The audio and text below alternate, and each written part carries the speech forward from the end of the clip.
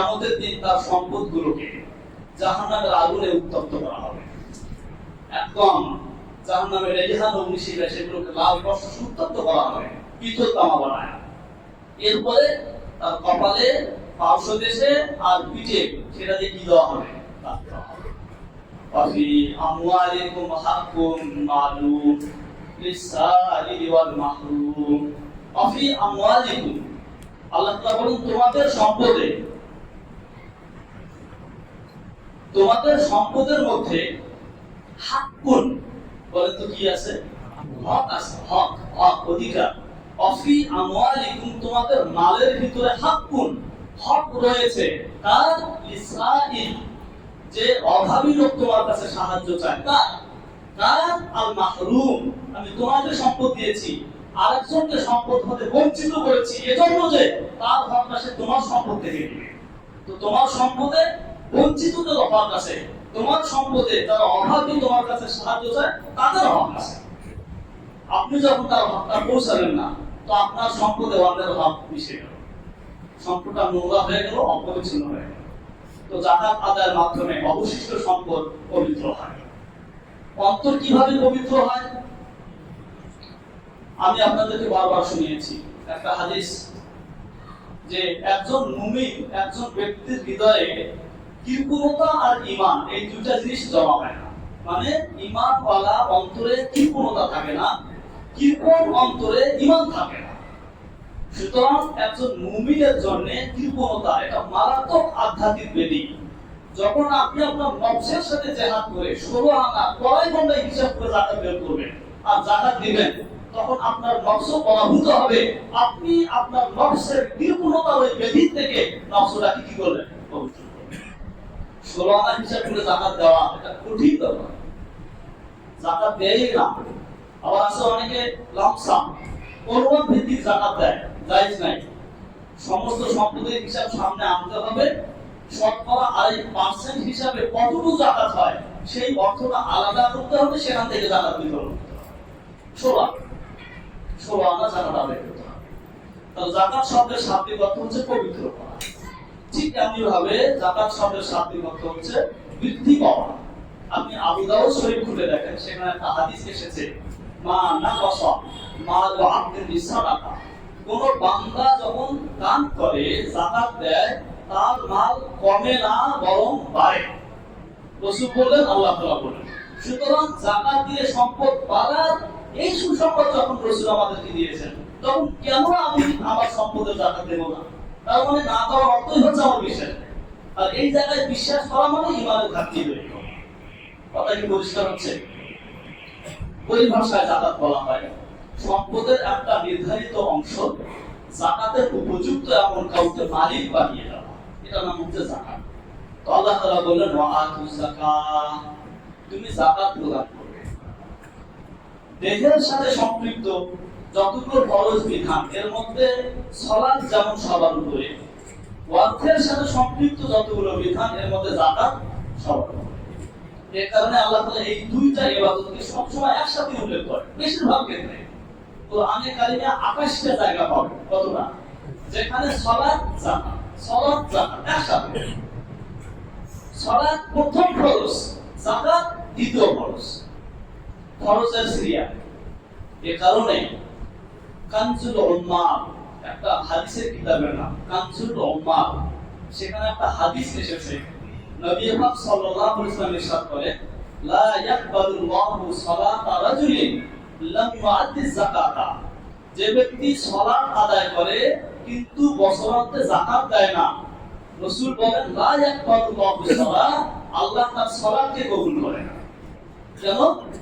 আল্লাহ তাআলা জামাআহুমা ফালা তুফাররিকু বাইনাহুমা, আল্লাহ তাআলা তো সালাত আর যাকাতকে এক করেছে।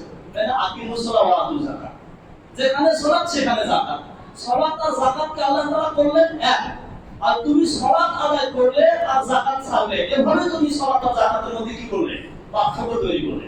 তো যেখানে আল্লাহ পার্থক্য করে নাই, তুমি কেন পার্থক্য করবে? সুতরাং তোমার সালাত এটা যখন যাকাতের সাথে হবে তখন কবুল হবে। আল্লাহ যেটাকে জমা করেছে সেটাকে তুমি পৃথক করতে পারবে না। যাকাতের গুরুত্ব বোঝানোর জন্য এতটুকুই যথেষ্ট।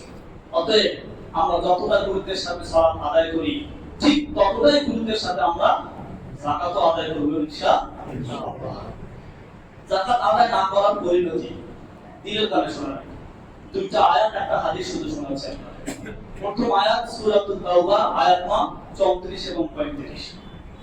সূরা তাওবা আয়াত নং 34 35। আল্লাহ তাআলা বলেন, আল্লাযীনা ইয়াকনিজুনা আয-যাহাবা ওয়াল ফিদ্দা ওয়া লা ইউনফিকুনাহা ফি সাবিলিল্লাহ ফাবাশশিরহুম বিআযাবিন আলীম ইয়াওমা ইউহমা আলাইহা ফি নারি জাহান্নাম ফাতুওয়া বিহা জিবাহুহুম ওয়া জুনুবুহুম ওয়া যুহুরুহুম হাযা মা কানাসতুম লিআনফুসিকুম ফাযুকু বিমা কুনতুম তাকনিজুন। সূরা তাওবা আয়াত নং 34-35।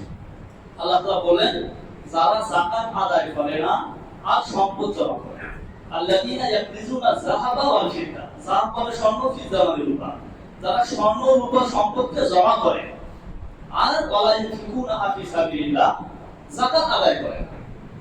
তো যাকাত আদায় না করে, আল্লাহর রাস্তায় ব্যয় না করে সম্পদ জমা করলে সেই সম্পদের নাম হয় কানজ। বলেন তো নাম কি হয়? কানজ। আর যেই সম্পদের যাকাত আদায় করা হয়, আল্লাহর রাস্তায় ব্যয় করা হয়, তো আল্লাহর রাস্তায় ব্যয় করার পাশাপাশি যাকাত আদায় করার পাশাপাশি যদি পাহাড় পরিমাণ সম্পদ কেউ জমা করে, তো সেই সম্পদের নাম হয় ফাদলুল্লাহ। কি? আল্লাহর ফজল। এটা আল্লাহর পক্ষ থেকে বিশেষ অনুগ্রহ, যেটা আল্লাহ তার প্রতি করেছে। বহু গরিব যেটা করতে পারে না, ওই ধনী তার ধন দিয়ে সেটা করতে পারে। তাহলে যাকাত আদায় করলে, আল্লাহর রাস্তায় ব্যয় করলে সম্পদের নাম হয় ফজল, সম্পদের নাম হয় হাসানা। আপনারা যে দোয়া করেন না, রব্বানা আতিনা ফিদ দুনিয়া হাসানা ওয়া ফিল আখিরাতি হাসানা। দুনিয়ার হাসানাটা কি? ব্যাখ্যা করার সুযোগ আছে সম্পদ ছাড়া?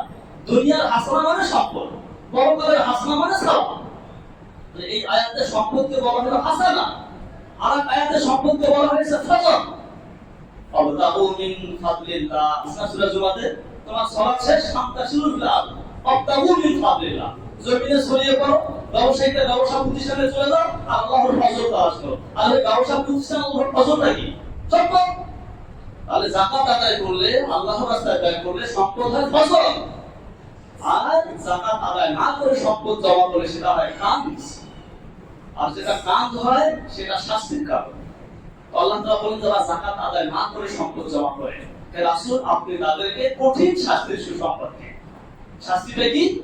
ইয়াওমা ইউহমা আলাইহা ফি নারি জাহান্নাম। কিয়ামতের দিন তার সম্পদগুলোকে জাহান্নামের আগুনে উত্তপ্ত করা হবে। একদম জাহান্নামের রেজিহান অগ্নিশিখা সেগুলোকে লাল রক্তে উত্তপ্ত করা হবে, পিতল তামা বানায়। এরপরে তার কপালে, পার্শ্বদেশে আর পিঠে সেটা দিয়ে কি দেওয়া হবে? তাফসীরে ইবনে কাসিরে এসেছে, যখন কপালে দাগ দিবে তো পেশার ঘাড়ের উপর দিয়ে বের হয়ে যাবে, যখন এদিকে দাগ দিবে তো এপাশ দিয়ে বের হয়ে যাবে, পিঠে দাগ দিলে বুকের নিচ দিয়ে বের হয়ে যাবে। এতটা ভয়ানক শাস্তি ওদের জন্য যারা যাকাত আদায় না করে সম্পদ জমা করে। আর মানসিক কষ্ট দেওয়া হবে ভাবে, হাযা মা কানাসতুম লিআনফুসিকুম, এটা হচ্ছে তোমাদের গচ্ছিত সম্পদ, অতএব তুমি তোমার এই সম্পদের স্বাদ আজ ভোগ করো। এটা হচ্ছে মানসিক কষ্ট, আর ওটা হচ্ছে দৈহিক কষ্ট, দুইভাবে কষ্ট দেওয়া হবে। 2 নম্বর একটা আয়াত সূরা আলে ইমরান আয়াত নম্বর 180, সেখানে এসেছে আল্লাহ তাআলা বলেন, লা ইয়াহসাবান্নাল্লাযীনা ইয়াবখালুনা বিমা আতাহুমুল্লাহু মিন ফাদলিহি ওয়া খায়রাল্লাহুম বাল হুয়া শাররুল লাহুম সাবিকাওয়াকুনা মা বাখিলু বিহি ইয়াওমাল কিয়ামাহ। সূরা আলে ইমরান আয়াত নম্বর 180। সেখানে আল্লাহ তাআলা বলেন, যারা যাকাত আদায় না করে সম্পদ জমা করে আর মনে করে সে বুঝি অনেক বড় চালাকি করছে, সে বুঝি একটা কাজের কাজ করছে, এটা বুঝি তার জন্য কল্যাণকর, আল্লাহ বলে না, এটা তার জন্য কল্যাণকর নয়, এবং এটা তার জন্য শাস্তির কারণ। কি শাস্তি? কিয়ামতের দিন তার সম্পদগুলোকে তার কাঁধে ঝুলিয়ে দেওয়া হবে, গলায় ঝুলিয়ে দেওয়া হবে। একটা 10 টাকা বালি যদি কারো গলায় ঝুলিয়ে দেয়, তো মাটির সাথে পিষ্ট হয়ে একেবারে তামাতাম হয়ে যাবে না? বাজার উপায় আছে। এক শাস্তি দাগ, আর এক শাস্তি গলায় ঝুলিয়ে দিবে। বুখারী একটা হাদিস বলে প্রসঙ্গটা শেষ করি। নবীজি বলেন, না আতাহুল্লাহু মালাম ফালাম ইউআতি যাকাতা, যাকে আল্লাহ তাআলা সম্পদ দিয়েছে সে যাকাত আদায় করে নাই, মুসতিলালাহু ইয়াউমাল কিয়ামাতে সোজা আমরা কিয়ামতের দিন তার সম্পদকে সাপের রূপ দেওয়া হবে, একদম বিষধর সাপ। যে সাপ তাকে পেঁচিয়ে ধরে মুখের মধ্যে কামড় দেওয়া করবে, আমি তোমার ওই যে সম্পদ যেটাকে তুমি সঞ্চয় করে রেখেছি। আয়াত দুইটা, হাদিস একটা, তিনটা শাস্তির কথা আমরা পাই। যারা মুত্তাকি, যাদের ভিতরে খোদাবিদি আছে, যাকাতের গুরুত্ব বোঝানোর জন্য এই তিনটা শাস্তি তাদের জন্য যথেষ্ট। আর না হয় আরো অনেক হাদিস আয়াত আছে যাকাত অনাদায়ের শাস্তির উপরে। এবার আসুন আয়াতের দ্বিতীয় অংশ, যে অংশে যাকাত আদায়ের লাভ কি, এই প্রতিশ্রুতি আল্লাহ তাআলা দিয়েছেন। খুব খেয়াল করেন, আয়াতের দ্বিতীয় অংশ আল্লাহ তাআলা বলেন, আমা তুকাদ্দিমু লিআনফুসিকুম মিন খাইরিন তাজিদুহু ইনদাল্লাহ, আমা তুকাদ্দিমু লিআনফুসিকুম মিন খাইরিন। তুমি তোমার জন্য পুণ্যের যে কোনো কাজ আগাম পাঠাবে। এখানে আগাম পাঠানোর অর্থ হচ্ছে মৃত্যুর আগে, অর্থাৎ তুমি মৃত্যুর আগে পুণ্যের যে কোনো কাজ করবে, সেটা সালাত আদায় হতে পারে, যাকাত প্রদান হতে পারে, কিন্তু অন্য কোনো পুণ্যের কাজ হতে পারে। তা জিদু হয়ে আল্লাহ, মৃত্যুর পরে সেটা তুমি কার কাছে পাবে? আল্লাহর কাছে পাবে। আর আল্লাহ এমন এক সত্তা, যার কাছে কোনো কিছু গচ্ছিত রাখলে সেটা ক্ষয় হয় না, লয় হয় না, বিনাশ হয় না, নষ্ট হয়ে আপনার এদিক সেদিক হওয়ার কোনো সুযোগ নাই। যেভাবে রাখুন সেভাবেই থাকবে। আল্লাহ বলে তুমি মরার আগে যা করবা, মরার পর আমার কাছে ছেড়ে দাও। তার মানে যাকাত দিলে এটা তুমি আবার আল্লাহর কাছে কি পাবে। এই কারণেই আল্লাহর কাছে যে আমরা পাবো, এটাকে নিশ্চিত করার জন্য আল্লাহ তাআলা কোরআনে কারিমে আরো দুই জায়গায় বলেছেন। একটা হলো সূরা হাদীদ আয়াত নং 11, সূরা হাদীদ আয়াত নং 11, আর একটা হচ্ছে সূরা বাকারা আয়াত নং 245। আল্লাহ তাআলা বলেন, ওয়া ইউকরিদুল্লাহা কারদান হাসানা ফায়ুদাইফাহু লাহু আদআফান কাসীরা। আয়াতে বলা হয়েছে, ওয়া ইউকরিদুল্লাহা কারদান হাসানা ফায়ুদাইফাহু লাহু ওয়া লাহু আজরুন কারীম। তোমাদের কে আসো যে আল্লাহকে করজ দেবে, ঋণ দেবে, আর আল্লাহ তাআলা সেটাকে বহুগুণ বৃদ্ধি করে তোমাকে ফেরত দেবে। তাহলে যাকাতকে আল্লাহ তাআলা ঋণ শব্দে উল্লেখ করলেন, কারণ আল্লাহ বুঝালেন তুমি কোন বান্দার কাছে যখন ঋণ রাখো তো সে তোমাকে ফেরত দেয়। তো আমি আল্লাহর কাছে ঋণ রাখলে তুমি কিছুটা ফেরত পাবে না, এতটুকু বিশ্বাসী তোমার নাই। তাহলে বান্দার কাছে ঋণ দেই আমরা, সাময়িক সে সুবিধা লাভ করে, এক সময় আমি আবার সেটা ফেরত পাই। তো যাকাত আদায়ের মাধ্যমে সাময়িক গরিব দুঃখীরা সুবিধা লাভ করে, কিন্তু ঠিকই মৃত্যু হয় সেটা আবার আমরা ফেরত পাবো। একদম পূর্ণ নিশ্চয়তা আল্লাহ আমাদেরকে দান করলেন, কোন সংশয় সন্দেহ পোষণ করবে না। তুমি যাকাত দাও, তুমি তোমার যাকাত ফেরত পাবে। শুধু তাই না, বুখারীর বর্ণনায় এসেছে, একটা খেজুর এত অল্প পরিমাণও কেউ যদি যাকাত প্রদান করে, আল্লাহর রাস্তায় ব্যয় করে, সেটাকে আল্লাহ তাআলা বাড়াতে বাড়াতে পাহাড় সমপরিমাণ করে। লসের কি আছে? যাকাত দিলে লস নাকি লাভ? বলেন তো, একটু সাহসের সাথে বলেন না, লস না লাভ? অতএব যাকাতের বেলায় একদম পরিপোষী করা হবে। তো যাকাতের গুরুত্ব, যাকাত আদায় না করা ক্ষতি, যাকাত আদায়ের লাভ, তিনটা প্রসঙ্গ তুলে ধরলাম। এবার আসুন মূল প্রসঙ্গ যেটা, সেটা হচ্ছে যাকাত কার উপরে খরচ। কিছু মাসলা সহ বলছি, খুব মনোযোগ দিয়ে শুনুন, খেয়াল করেন কথাগুলো। এক নম্বর হচ্ছে প্রাপ্তবয়স্ক, তার মানে অপ্রাপ্তবয়স্ক কোন ছেলে মেয়ের সম্পদে যাকাত আসে না। দুই নম্বর স্বাধীন, মানে পরাধীন দাস দাসীর উপরে যাকাত আসে, যদিও বর্তমানে দাস দাসীর প্রচলন নাই, পরিস্থিতি সেটা নাই। তিন নম্বরে সুস্থ মস্তিষ্ক সম্পন্ন, তার মানে পাগলদের সম্পদে যাকাত নাই। চার নম্বরে মুসলমান, মানে অমুসলমানের উপরে যাকাত নাই। পাঁচ নম্বরে নেশাবের মালিক হওয়া, তার মানে নেশাবের কম এমন মালিক নেই, যাকাত নাই। এবার সবগুলো মিলান, প্রাপ্তবয়স্ক, স্বাধীন, সুস্থ মস্তিষ্ক সম্পন্ন মুসলমান, নারী অথবা পুরুষ, যদি নেশাব পরিমাণ মালের মালিক হয় আর সেটা মৌলিক প্রয়োজন ভাবে হয়, আয়ের উৎস ভাবে হয়, তো তার উপরে যাকাত খরচ। মৌলিক প্রয়োজন তো আমরা সবাই বুঝি, আয়ের উৎস বলতে যার মাধ্যমে আমরা আয় করি। যেমন একটা দোকান আমি দিয়েছি, তো দোকানের মাধ্যমে আমি আয় করি, দোকানটা আয়ের উৎস, দোকানের পণ্যগুলো আয়ের উৎস। রাস্তায় বাস ছেড়েছি, তো বাসটা আয়ের উৎস, এটার উপরে যাকাত আসবে না। হতে পারে তার দাম 2, 5, 6, 10 লাখ টাকা, তার যাকাত। মোট কথা আয়ের উৎস, তার উপরে যাকাত আসে। মৌলিক প্রয়োজন যেগুলো, তার উপরে যাকাত আসে না।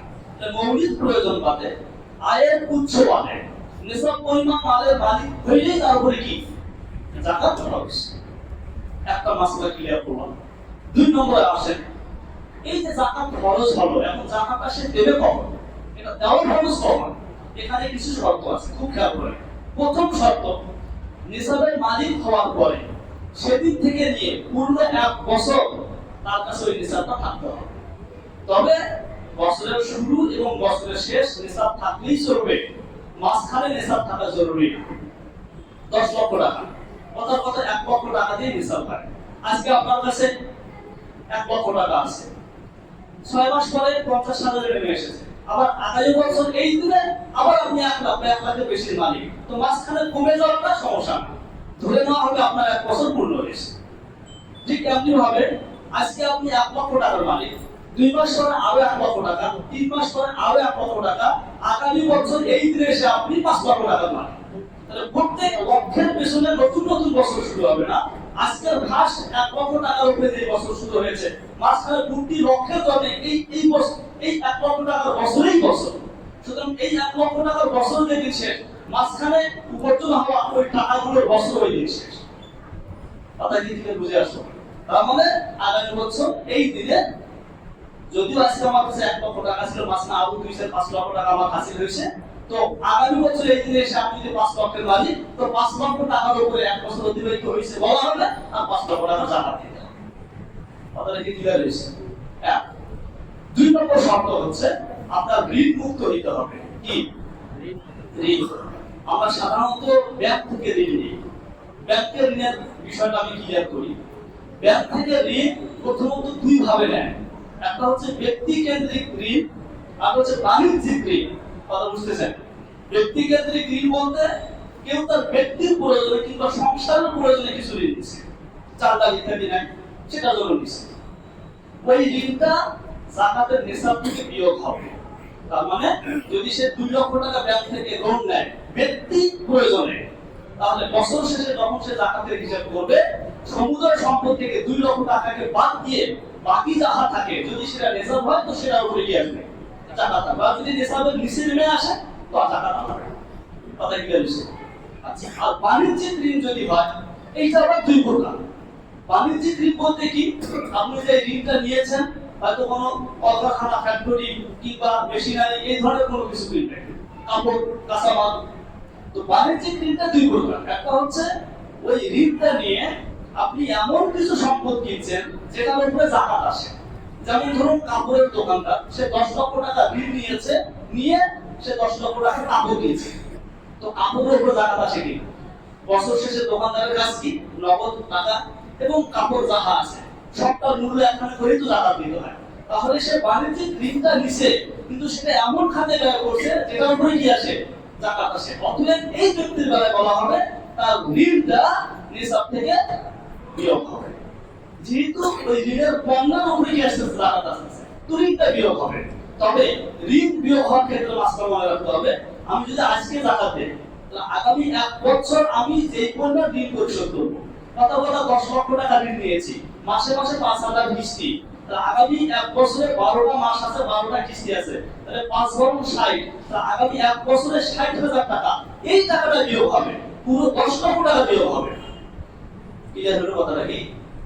তাহলে আমি আমার নগদ অর্থ, কাপড় চোপড় সবকিছু মিলে যে মূল্যটা দাঁড়াবে, সেখান থেকে আগামী 1 বছরে 60,000 টাকাকে বাদ দিয়ে বাকিগুলোর উপরে জাকাত আসবে, পুরো 10 লক্ষ টাকা বাদ দেওয়া হবে।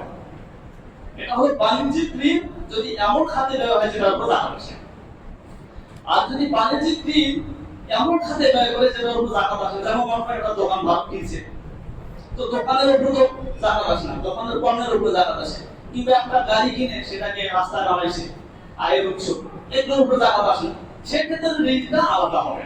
তার মানে 10 লক্ষ টাকা নিয়ে একটা দোকান কিনছে, তো আপনার হিসাব করে যেটা অর্থ দাঁড়াবে সেখান থেকে 10 লক্ষ টাকাটা আলাদা হবে না, আপনার হিসাব করে যে সম্পদ হয় পুরো সম্পদের উপরে গিয়ে আসবে টাকা। তাহলে 1 বছর অতিবাহিত হওয়া, 2 নম্বরে ঋণ মুক্ত হওয়া, 3 নম্বর সম্পদ যাকাতের উপযোগী হওয়া। যাকাতের উপযোগী সম্পদ 4 ধরনের সম্পদ মোট মাত্রার উপর। এক হচ্ছে স্বর্ণ, 2 রূপা, 3 নম্বরে দেশি বিদেশি কারেন্সি কিংবা টাকা পয়সা, 4 নম্বরে ব্যবসায়িক সম্পদ। ব্যবসায়িক সম্পদ বলতে ওই সম্পদ যেই সম্পদটা কেনার সময় নিয়োগ ছিল ব্যবসা বিক্রি। হতে পারে জমি, কেউ জমির ব্যবসা করে, জমি কিনছে, কেন? সে দাম করে পরে এটা বিক্রি করবে, তাহলে এই জমিটা আপনার হিসেবে আসবে। বাড়ি ঘরের উদ্দেশ্যে কিনছে, হিসেবে আসবে না। কথা কি বুঝে আসছে? গরুর খামার আছে, মুরগির খামার আছে, মোট কথা ব্যবসার উদ্দেশ্যে যদি কোনো কিছু কেনে তো ওটা ব্যবসায়িক সম্পদ, সেটা জাকাতের উপযোগী মাল। স্বর্ণ, রূপা, টাকা পয়সা ব্যবসার মাল, এগুলো হচ্ছে জাকাতের উপযোগী মাল, এগুলোর উপরে জাকাত আসে। তাহলে 1 বছর হওয়া, ঋণ মুক্ত হওয়া, জাকাতের উপযোগী সম্পদ হওয়া, এগুলো হলে পরে কি দিতে হবে? তাকে জাকাত দিতে হবে। কথা কি ক্লিয়ার বুঝে আসছে? এখন আসুন জাকাতের নিসাবটা কি। জাকাতের নিসাব আমি আগেও বলেছি, আবারও বলি, জাকাতের নিসাব হচ্ছে স্বর্ণের বেলায় 7.5 ভরি, রূপার বেলায় 52.5 ভরি, কিংবা 52.5 ভরি রূপার সমমূল্যের নগদ অর্থ, টাকা পয়সা সম্পদ, এটাই হচ্ছে নিসাব। বর্তমান যদি আপনি হিসাব করেন 52.5 ভরি রূপা সর্বোচ্চ হলে 1 লক্ষ টাকা হবে। 1 লক্ষ হয় না, কম হয়, ধরুন 1 লক্ষ। তার মানে যদি কারো কাছে প্রয়োজন অতিরিক্ত 1 লক্ষ টাকা থাকে আর 1 বছর অতিবাহিত হয়, তার উপরে জাকাত আসবে 2,500 টাকা, শতকরা 2.5%। কথাটা কি ক্লিয়ার হয়েছে? এবার আসুন প্রাসঙ্গিক কিছু মাসলা বলি, খুব জরুরি কিছু মাসলা। বিস্তারিত যদি জানার শখ থাকে তাহলে মাসাইলে জাকাত মাওলানা ওয়াফাত কাসিমি লেখা 302 পৃষ্ঠার একটা বই, 1,000 মাসলা আছে জাকাত সম্পর্কে, সেটা কিনে একটু একটু করে করতে পারে। আমি কিছু মৌলিক মাসলা শোনাচ্ছি। প্রথম হলো, যদি কারো কাছে স্বর্ণ আছে, রূপাও আছে, নগদ অর্থও আছে, কিন্তু কোনোটাই নিসাব পরিমাণ হয় না, স্বর্ণ 7.5 ভরি হয় না, রূপা 52.5 ভরি হয় না, সেক্ষেত্রে মনে রাখতে হবে যখন নিসাব একাধিক হবে তখন মূল্যে আসবে। কিসে আসবে? তাহলে স্বর্ণ যদি 6 ভরি থাকে আর যদি তার মালিকানায় 200 টাকা থাকে, 6 ভরি স্বর্ণ যখন মূল্যে আসবে, ওই মূল্য আর 200 টাকা যোগ করে যদি 52 ভরি রূপা সমান হয় তো তার উপর জাকাত। 2 নম্বর কথা হচ্ছে, আমরা অনেকে মনে করি যে স্বর্ণ মানুষ ব্যবহার করে নারীরা, সেটার উপরে বুঝে জাকাত আসে না। আমরা অনেকটা কাপড়ের উপরে ক্যাশ করি। মনে রাখতে হবে কাপড় আর স্বর্ণ এক না। স্বর্ণ যদি কারো মালিকানায় থাকে, সেটা ব্যবহার হোক আর না হোক, মোট কথা মালিকানায় থাকলেই তার উপর কি আসবে? কথা পরিষ্কার। 2 নম্বরে, যারা বিভিন্ন ব্যবসার সাথে সম্পৃক্ত, দেখা যায় বাকিতে ব্যবসা করে, তো যেদিন হিসাব করতেছে তাহলে সেদিন আপনার তার নগদ যেটা টাকা আছে সেটা তো আছে, যেগুলো সামনে পণ্য আছে সেগুলোর দাম বসবে, সে পাইকারি যদি হয় পাইকারি মূল্য, খুচরা হলে খুচরা বাজার মূল্য একসাথে হিসাব করবে। কিন্তু দেখা গেল তার বাকিতে বিক্রি করেছে এরকম বকেয়া মূল্য প্রায় 5 লক্ষ টাকা আছে, এই টাকাটা কি করবে? এই টাকাটার মাসলা হলো, ওই বকেয়া 5 লক্ষ টাকা আপনার হাতে যেদিন আসবে সেদিন আপনি জাকাত দিবেন বিগত সবগুলো বছরের হিসাব। এজন্য আমি বলি, যদি আপনি মোটামুটি আশ্বাসী থাকেন যে আমি যাদের কাছে কাছে টাকা পাই এরা মেরে খাবে না, টাকা আমাকে পরিশোধ করবে, তাহলে এটাই বরং ভালো যে আপনি প্রতি বছরে জাকাতটাকে রানিং রাখেন। কারণ একসাথে যদি আপনি 5 বছরে জাকাত দিতে যান, জাকাতের অ্যামাউন্টটা বড় হবে, তখন হয়তো আপনার নকশানিয়াত আপনার মধ্যে কাজ করতে পারে, হয়তো আপনি জাকাত নিতে গরিমসি করতে পারেন প্রতি বছরে। হ্যাঁ, যদি এমন হয় যে না সে হয়তো ঋণটা পরিশোধ নাও করতে পারে, সেক্ষেত্রে আপনি ঋণ হাতে পাওয়ার অপেক্ষা থাকে। যখন আপনার হাতে আসবে তখন আপনি বিগত বছর জাকাত দেবেন, কারণ ওই অবস্থায় আপনি জাকাত প্রতি বছর দিয়ে গেলেন, কিন্তু দেখা গেল দিন শেষে ওই টাকা আপনার হাতে আসলো না, তো টাকা নাই আপনি জাকাত দিলেন, এই ক্ষতিটা ইসলাম আপনার চায় না। কথা ক্লিয়ার হয়েছে? এরপর আসে যারা চাকরিজীবী আছে, প্রভিডেন্ট ফান্ড, সেখানে টাকা জমে। আপনার চাকরি যখন রিটায়ার হয় শেষে এসে টাকাটা দেয়। এটা 2টা পদ্ধতি হইতে পারে। একটা হচ্ছে যদি স্বয়ংক্রিয়ভাবে বেতন থেকেই ওখানে কেটে কেটে রাখা হয়, আপনার হাতে আসে নাই, সেক্ষেত্রে আপনি চাকরি শেষে যখন ফান্ডটা আপনার হাতে আসবে বিগত বছরের হিসাব করে টাকা দিতে হবে। শুধু মৌলিক কথাগুলো বলছি, সমস্যা থাকলে আমার কাছে আপনারা জেনে নেবেন। আর যদি টাকাটা হাতে আসার পরে সেই ফান্ডে জমা করে, তাহলে প্রতি বছর আমি তাকে জাকাত চালিয়ে যেতে হবে। এরপরে দেখা যায় বিভিন্ন ব্যাংক এবং কোম্পানির শেয়ার ক্রয় বিক্রয়, অনেকে শেয়ার দেবে। এই শেয়ারের ক্ষেত্রে মাসলা 2 ধরনের হতে পারে। কেউ শেয়ার কিনছে এই উদ্দেশ্যে যে দাম বাড়লে শেয়ারটা আমি কি করবো, বিক্রি করে দিব, তাই কি হয় না? সেক্ষেত্রে ওই শেয়ারটা ব্যবসায়ী সম্পদের অন্তর্ভুক্ত, অর্থাৎ আপনি যখন জাকাতের হিসাব টানবেন ওই সময় বাজারে ওই শেয়ারের যেই মূল্য উঠেছে সেই মূল্যকে সামনে রেখে কি করতে হবে? জাকাত দিতে হবে। আর যদি এমন হয় যে না আপনি এই শেয়ারটা বিক্রি করবেন না, উদ্দেশ্য কি আপনি বাৎসরিক কোম্পানি থেকে মুনাফা লাভ করবেন, সেটা বৈধ পন্থায় যদি না, তখন আপনার শেয়ারটা হবে আয়ের উৎস আর উপার্জনের উপরে জাকাত আসবে। হ্যাঁ, যখন ওই শেয়ার আপনার হাতে আসবে তখন থেকে আবার জাকাত ইসলামিক হবে। মাসলা বুঝে আসতেছে তো? এরপরে ব্যাংকে অ্যাকাউন্ট থাকে অনেকে, বাসায় টাকা না রেখে ব্যাংকে টাকা জমা রাখে, জমা টাকার উপরে জাকাত আসবে। এখানে আমি আরেকটা মাসের শেষ দিকে করবো। ঠিক তেমনিভাবে অনেকে ডিপোজিট করে 15-20 বছরে, এটা আবার দুই ভাবে করে। একখানে যারা 20 লক্ষ 20 বছরের জমা আছে, মাস যায় আর সুদ উঠায় খায়, এটাকে আমি সুদে বলতেছি। অথবা কিস্তি হিসাবে 20 বছর আপনি ডিপোজিট করলো, প্রতি মাসে মাসে 20,000 টাকা করে জমালো, দুটো শুরুতে মূল পুঁজির উপরে জাকাত আসবে। কি বললাম? ইন্টারেস্টের উপরে না, কিসের উপরে? মূল পুঁজির উপরে তাকে জাকাত চালিয়ে যেতে হবে। ঠিক এমনি ভাবে বিভিন্ন সমিতি, সমবায়, সোসাইটি থাকে, সেগুলো তো 10 জন 5 জন 20 জন মিলে মোজারাবার ভিত্তিতে ব্যবসা করে। তো এখানে প্রত্যেকে যা যা অংশ সেটাকে তার অন্যান্য সম্পদের সাথে যোগ করে যদি হিসাব হয় তো জাকাত দিতে হবে। ঠিক এমনি ভাবে ইন্স্যুরেন্স আছে, জীবন বীমা আছে, সেখানে যে প্রিমিয়াম গুলো জমা হবে সেগুলো যদি হিসাব পরিমাণ হয় তো তার উপরে জাকাত তাকে চালু রাখতে হবে। সিকিউরিটি মানি, অ্যাডভান্স, আপনার দোকান ভাড়া নিলে বাড়ি আপনার নিতে গেলে অ্যাডভান্স দিতে হয়। এটা কি হবে? এটারও দুইটা পদ্ধতি আছে। আপনার সিকিউরিটি হিসেবে যে টাকাটা জমা রাখা হয়েছে, এই কথাটা একটু খেয়াল করেন। দোকানের মালিক যে, একটা হচ্ছে দোকানের মালিক আর একটা হচ্ছে ভাড়াটিয়া, তাই তো? ভাড়াটিয়া দোকানের মালিককে কি দেয়? সিকিউরিটি দেয়। তো দোকানের মালিক যদি ওই টাকাটা তার কাছে রেখেছে এইভাবে যে প্রতি মাস সেখান থেকে স্বয়ংক্রিয়ভাবে সে ভাড়া কেটে নিবে। 10 লক্ষ টাকা রেখেছে, 5,000 টাকা কথা ভাড়া, তো ওখান থেকে ভাড়া কাটতেই থাকবে। এমন যদি হয় তাহলে দোকানের মালিককেও টাকা দিতে হবে, ভাড়া দিয়ে নয়। আর যদি এমন হয় যে না, সিকিউরিটি সম্পূর্ণ আমানত হিসেবে দোকানের মালিকের কাছে থাকবে, আমি মাস মাস ভাড়া দিয়ে সে ভাড়া চালাবে, আপনার দিন শেষে যখন সে দোকান ফেরত দিবে ওই আমানত দোকানদার ওই ভাড়াটিয়ার কাছে ফেরত আসবে, তাহলে ভাড়াটিয়াকে কি করতে হবে? জাকাত দিতে হবে। মাসলা ক্লিয়ার হয়েছিল? বায়না টাকা, জমি কেনার সময় টাকা বায়না দেয়, তো জমির যে মালিক তাকে বায়নার টাকা জাকাত দিতে হবে। এমনি ভাবে স্ত্রীর মহর, দেখা গেল 5 লক্ষ টাকা মহর, চালাকি করতে গিয়ে কি করলো?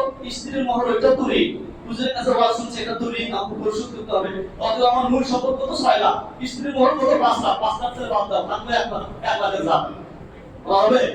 মনে রাখতে হবে, আপনি যেই বছর জাকাত প্রদান করছেন সেই বছরে যদি স্ত্রীর মহর পরিশোধ করবেন বলিয়া অর্থপরিকর হয়, তখন করে আপনার এটা বাদ যাবে।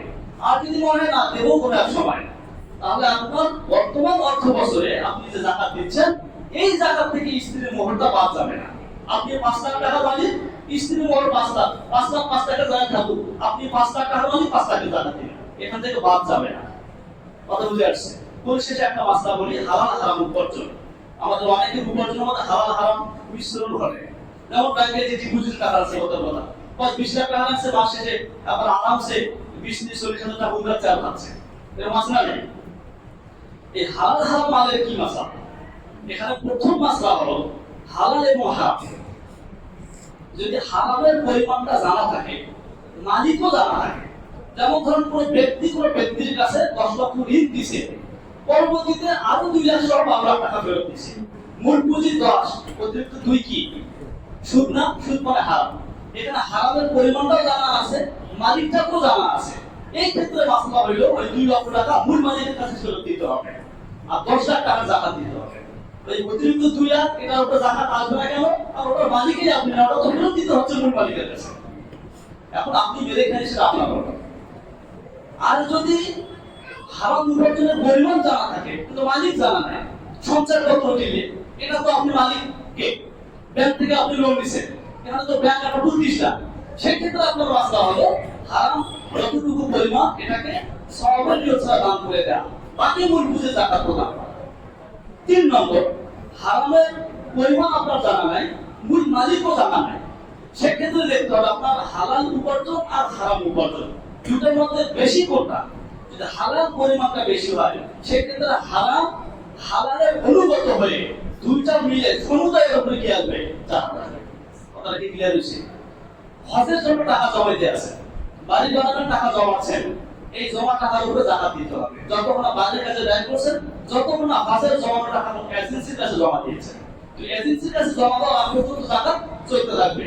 এজেন্সির কাছে জমা দেওয়ার পরে আর ওইটা টাকা দিতে হবে না। হ্যাঁ, কোনো কারণে যদি হজ করতে না পারেন, আর যদি এজেন্সি টাকা ফেরত দেয় সেক্ষেত্রে আমার কি করতে হবে? বিগত বছরগুলো জাকাত দিতে হবে। এই হচ্ছে সংক্ষেপে কিছু জরুরি মাসলা বললাম। পরিশেষে আসুন যাকাতের খাত। এই 2-4 মিনিটে বলে শেষ করি। যাকাতের খাত আপনি সূরা তাওবা 7 নম্বর আয়াত দেখবেন, 7 সূরা তাওবা, সেখানে যাকাতের 8টা খাতের কথা বলছে। কয়টা খাত? এই 2-3 মিনিটে বলছে 8টা খাত। এই 8টা খাতের মধ্যে একটা খাত হচ্ছে সরকারের পক্ষ থেকে যাকে নাকি যাকাত উসুলের কাজে নিয়োগ দেওয়া হয়েছে, বা আমিলিন আলাইহা, এরা যাকাত থেকে তাদের পারিশ্রমিক গ্রহণ করবে। বর্তমান সময়ে এটা অস্তিত্বে নাই, আছে নাকি? সরকার লোক পাঠায় যাকাতের জন্য। আচ্ছা, একটা খাত বাদ দিল। আরেকটা খাত হলো দাস মুক্তির জন্য। কোন মুনিব তার দাসকে বলছে তুমি এত টাকা দিতে বলে আজাদ হয়ে যাবে, তো তাকে টাকা দিয়ে আজাদ করার ব্যবস্থা এটা করা যেত। এখন দাসের প্রচলন নাই, এটাও অস্তিত্বে নেই। কথা বুঝে আসছে কিনা? নতুন মুসলমান হয়েছে, ইসলাম এখনো শক্তিশালী হয়নি, আবহাওয়া হাতে বেদিন হয়ে যাওয়ার ভয়, তার মনোরঞ্জনের জন্য একটা সময় যাকাত দেওয়া যাইত। তাহলে উমরের জামানায় সেটা ব্যবহৃত হয়েছে। 8 খাতের কয় খাত গেল? 3 খাত, থাকলো 5 খাত। 1 নম্বর হচ্ছে ফোকারা, ফকির। 2 নম্বরে মিসকিন। ফকির বলতে যার নিসাব নাই, মিসকিন বলতে যার কোনো খাবারই নাই। 3 নম্বরে ঋণগ্রস্ত ব্যক্তি, তাকে যাকাত দিয়ে ঋণ মুক্তির ব্যবস্থা করা যেতে পারে। 4 নম্বরে ফি সাবিলিল্লাহ, মুজাহিদ, জিহাদে যাবে, অস্ত্র কেনার টাকা নাই, যাকাতের টাকা দিয়ে অস্ত্র কিনলো। 5 নম্বরে মুসাফির, সে সফরে আছে, বাড়ি ভাড়া অনেক টাকা আছে, কিন্তু তিনি সফরে, তার কাছে টাকা নাই, মোবাইলের জন্য টাকা আমার অনুভূতি নেই, তাকে কি দেওয়া যাবে? যাকাতের টাকা দেওয়া যাবে। এই 5টা খাত। আমি বলি 5টা খাত আবার একটা খাত, সেটা হলো যে নিসাবের মালিক না সেই যাকাতের খাত। কথাটা ক্লিয়ার হলো? যে নিসাবের মালিক না সেই যাকাতের খাত। এখন আপনি তাদেরকে যাকাত দিতে পারবেন। যাকাত দেওয়ার ক্ষেত্রে মনে রাখতে হবে, মানে যাকাত শব্দ বলে যাকাত দেওয়া জরুরি। হয়তো এমন অনেক লোক আছে তার টাকার প্রয়োজন, যাকাত বলে দিলে সে নেবে না। আপনার যাকাত বলার তখন হাদিয়া বলে দেন, মনে হয় যাকাত দিলে উত্তরণ চলবে। এখন কথা হলো আমরা খাত পাই না, এদের মধ্যে দেওয়া যাবে না কাদের কাছে? নিসাবের মালিক না, কিন্তু সে আপনার বাবা, দাদা, পরদাদা, এরকম ঊর্ধ্বতন পুরুষ, দেওয়া যাবে না। অথচ ছেলে মেয়ে, নাতি পুতি দেওয়া যাবে না। আপনার ডানে বামে শাখা পোশাকা যারা আছে দেওয়া যাবে। ভাই বোন, ভাতিজা, ভাতিজা, চাচা, পুতু, খালা, মামু, শ্বশুর, শাশুড়ি, এদেরকে যাকাত দেওয়া যাবে। বড় ভাব, এদেরকে যাকাত দেওয়ার সময় যাকাত কথা বলা দরকার। এখন আসুন যাকাতের খাদ্য হচ্ছে যারা নিসাবের মালিক না, এদের মধ্যে উত্তম কি? উত্তম হচ্ছে আপনার আপনজন যারা করে। উত্তম কি? আপনার প্রতিবেশী। উত্তম কি? মাদ্রাসার লীলাবরী, যেখানে এতিম ছেলেরা আছে, তাদের সেখানে যাকাত দিলে বেশি লাভ। বেশি লাভ এই জন্য একদিক থেকে যাকাত আদায় হবে, অন্যদিক থেকে আপনার যাকাতের মাধ্যমে তারা দিন হাসিল করার একটা সুযোগ পেয়ে যাবে। এক্ষেত্রে 3টা মাস বলে শেষ করে দেই। আপনারা তাফসিরে ওসমানীর নাম শুনেছেন, তাফসিরে ওসমানী, সাব্বির আহমদ ওসমানী লেখা। তিনি বলেছেন যদি কোনো ব্যক্তি দ্বীনি কাজে ব্যস্ত থাকে, ইলম অর্জনে ব্যস্ত থাকে, তো অন্য লোকদের জন্য আবশ্যক হয়ে পড়ে তাদের সহযোগিতা করা। অতএব আমরা আমাদের যাকাত দিয়ে অন্তত সহযোগিতা করতে পারি। 2 নম্বরে ইমাম কুরতুবী রাহমাতুল্লাহ আলাইহি তাফসিরে কুরতুবীতে রেখেছেন, একজন আলেমের দায়িত্ব ইলম দিয়ে মানুষকে সাহায্য করা, আর সাধারণ মানুষের দায়িত্ব সম্পদ দিয়ে আলেমকে কি করা? সাহায্য করা। এরপরে আপনার ফতোয়া হিন্দিয়া, যেটাকে ফতোয়া আলমগীরিয়া বলা হয়, সেখানে লিখেছে একজন দরিদ্র সে যদি হয় আলেম, আরেকজন দরিদ্র সে হলো জাহেল, আপনি যাকাতের বেলায় ওই দরিদ্র আলেমকে প্রাধান্য দিবেন। আমি শেষে এসে যে কথাটা বলি সর্বসাকুল্যে, সেটা হলো যাকাতের খাত, যে কাউকে যাকাত দেওয়া যায়, তবে যাকাতের ক্ষেত্রে অবশ্যই দিনদারিকে প্রাধান্য দেওয়া। 2 জন গরিব আপনার সামনে আছে, একজন নামাজ পড়ে, একজন নামাজ পড়ে না, যাকাতটা কাকে দিবেন? অবশ্যই যে নামাজে তাকে দিবেন। যে নামাজি না তাকে দেওয়া যাবে না বলছি না, তাকেও দেওয়া যাবে, কিন্তু আপনি আপনার যাকাতটা কাকে দিবেন? নামাজিকে দিবেন। আরেকজন নামাজি হয়ে দিনের ইলম অর্জনে ব্যস্ত, কাকে দিবেন? ওই দিনের ইলম অর্জনে ব্যস্ত তাকে। কথা ক্লিয়ার? তো মোটামুটি যাকাতের জরুরি যে বিষয়গুলো আমাদের সামনে চলে এসেছে, আল্লাহ আমাদেরকে বোঝার, এভাবে আমল করার তৌফিক দান করেন।